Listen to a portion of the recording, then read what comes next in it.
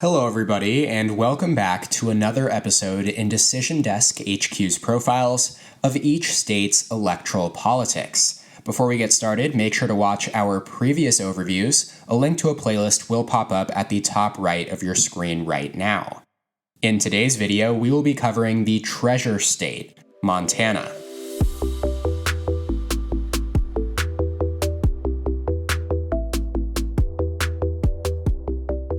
Montana has been a red state on the presidential level from 1968 on, voting solidly Republican in the close elections of 1968, 2000, 2004, 2012, and 2016.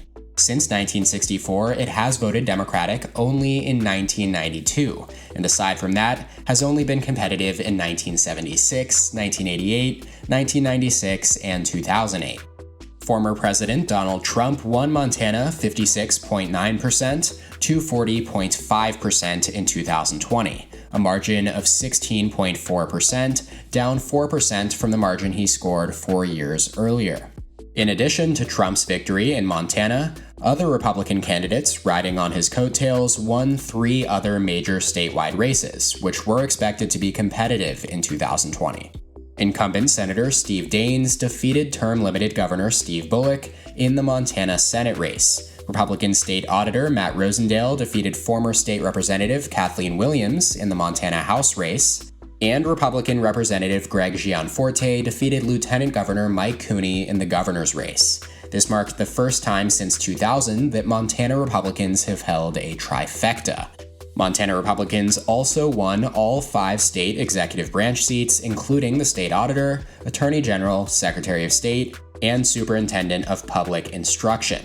Montana did gain a seat in the House following the 2020 census and will award 4 electoral votes in the 2024 presidential election for the first time since 1988. Geographically, Montana is the 4th largest U.S. state by land area, and is sort of a hybrid mix between a Great Plains state and a Mountain West state. Its population density is second lowest in the continental U.S., slightly behind Wyoming, as it lacks any major metro area. However, Montana's high education and secularism makes it much more competitive than Wyoming, Idaho, and the Dakotas. Now, given its low population density, many tend to think that Montana is an extremely rural state, but nearly a third of voters live in just 3 counties: Billings, Flathead, and Cascade, encompassing Yellowstone, Kalispell, and Great Falls, respectively. This third of Montana voters are both more white and less educated than the state as a whole, and back Trump over Biden by a margin of 63 to 37%. As such, almost half of Trump's victory margin in 2020 came from these 3 counties alone.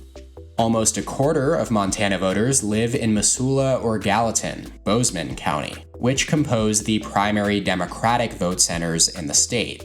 The 2 major state universities, University of Montana and Montana State University, are located in Missoula and Bozeman, driving Democratic success. The voters in these 2 counties are even more white than the state as a whole, but do have extremely high bachelor's degree attainment, 48%, compared to the state and country, 34%, as a whole.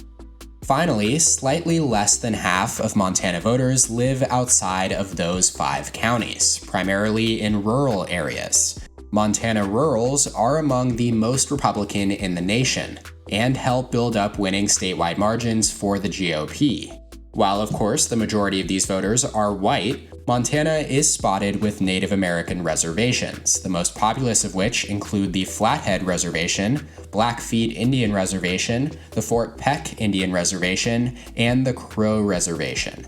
These Native voters do tend to support the Democratic Party. Demographically, Montana is secular and has a roughly average educational attainment, which is abnormal for such a Republican state. In fact, Montana has the 4th highest bachelor's degree completion percentage and 2nd lowest percentage of adults who are, quote, highly religious out of states Trump won in 2020.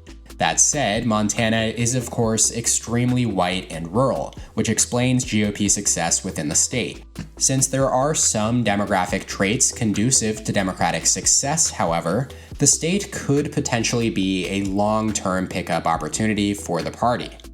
That's all for this Montana overview though, we hope you enjoyed it. Please make sure to subscribe to the Decision Desk HQ YouTube channel down below and turn on notifications so you never miss one of our videos. Feel free to leave a like if you want to see more of this type of content, and comment any thoughts, reactions, or suggestions you have. All comments are welcome and appreciated. We'll see you next time.